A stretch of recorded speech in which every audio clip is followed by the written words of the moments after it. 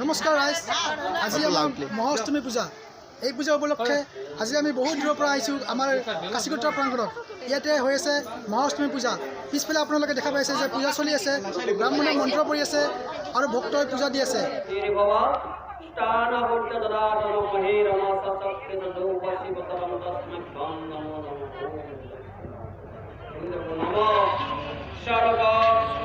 মঙ্গলে শিবে সর্বত্তা সাধিকে সুরে নিত্যম মুখে গৌরী নারায়ণী নমস্তে নম এসহ সসন্দ বিল্লপত্র শ্রী শ্রী। আজি আমি তেওঁলোকৰ কাষলৈ যাবলৈ চেষ্টা কৰিম।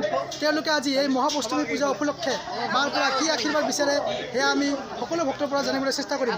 আমি আপোনাক দেখাই আছোঁ, আমি পূজাস্থলীলৈ যাম।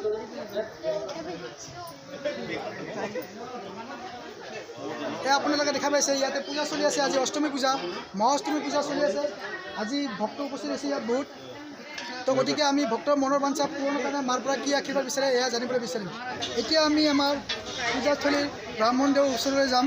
তেখেতৰ পৰা আমি জানিব বিচাৰিম যে আজিৰ এই মহাষ্টমী পূজাৰ মাহাত্য কি।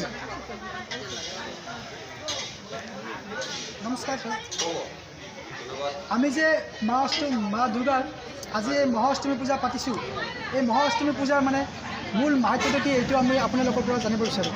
অলপ ক'লে অষ্টমী পূজা বুলি ক'লে মাহাত্য বহুতেই আছে। মানে ধৰক যাই যি বিচাৰে আয়ুৰ্দেহি যশং দেহি ভাগ্যং দেহি ভগৱতীং দেহি পুত্ৰং দেহি বিদ্যাং দেহি। যাই যি বিচাৰে, কোনোবাই যদি তেওঁ ভাবিছে যে মই এইবাৰ ভালে ভালে পৰীক্ষাত পাছ কৰিম, তেনেকৈ ভাবি যদি দেৱী দুৰ্গাক দুটা বেলপাত দিয়ে, তেওঁৰ যদি দেৱী দুৰ্গাই সেই কথাটো গ্ৰহণ কৰে, তেতিয়াহ'লে তেওঁৰ সেনেকৈ মনৰ কামনা পূৰ্ণ হয়। আচলতে মাহাত্য বুলি ক'বলৈ গ'লেতো দেৱী দুৰ্গাৰ মাহাত্য অপাৰ, তাক আমাৰ দৰে মানুহে ধৰাই তাত। তথাপিতো আজি এই মহাষ্টমীত আমি ব্ৰাহ্মণ হিচাপেও তেখেতক দেৱী দুৰ্গাক দুটা ফুল দিছোঁ, বেলপাত দিছোঁ। তাতে তেখেত সন্তুষ্ট হ'ব বুলি ভাবি গোটেই ৰাইজবাসীক আশীৰ্বাদ দিছোঁ। আমাৰ ব্ৰাহ্মণদেৱে বুজাই দিলে যে আজিৰ মহাষ্টমী পূজাৰ মূল মাহাত্যটো কি। যে মহাষ্টমী পূজাৰ মূল মাহাত্য হ'ল যে আজিৰ দিনত যি ভক্তই মাৰ ওচৰত ফুল বেলপাত তুলসী দি যিয়ে মনোবাঞ্ছা কামনা কৰিব, সেই মনোবাঞ্ছাই মায়ে আজি পূৰণ কৰিব বুলি আমাৰ ব্ৰাহ্মণে এতিয়া কৈছে আজি মহাষ্টমী পূজা।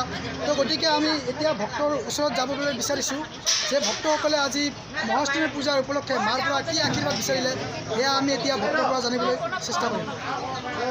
বাইদেউ, আজিৰ এই মহাষ্টমী পূজা উপলক্ষে আপুনি মাৰ পৰা কি বিচাৰিলে?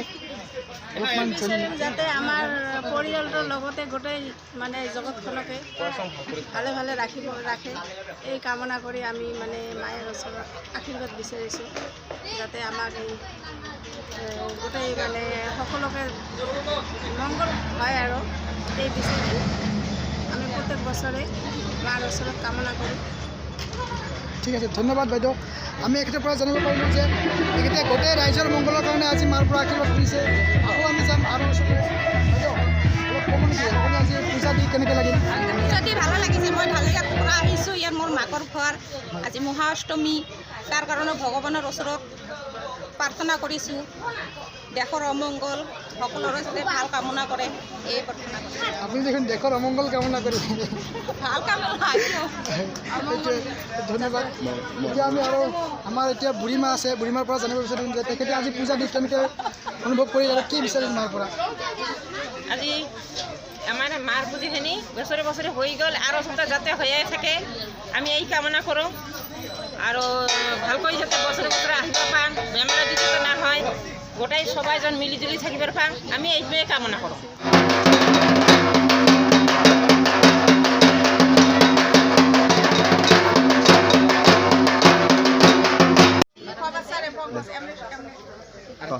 আমি সকলোৰে মনৰ কথা জানিব পাৰিলোঁ ইতিমধ্যে।